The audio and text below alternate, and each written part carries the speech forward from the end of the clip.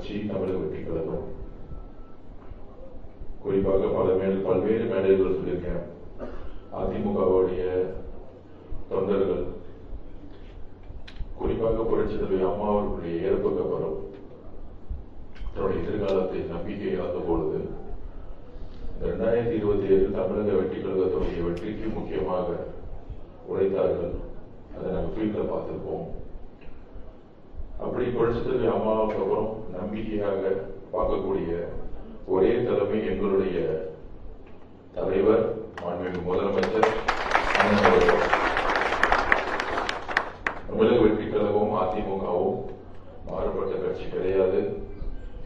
புரட்சித் தலைவர் எந்தக்காக இந்த கட்சியை உருவாக்கினாலும் புரட்சித் தலைவி அம்மா அவர்கள் எப்படி அந்த கட்சியை காப்பாற்றி வழிநடத்தினாரோ அதே குறிக்கோளுடன் மதுரை மாநாட்டில் அண்ணா அவர்களையும் எம்ஜிஆர் அவர்களையும் அரசியல் வழிகாட்டியாக ஏற்று டிக்ளேர் பண்ணது நம்மளுடைய தலைவர் அவர்கள்.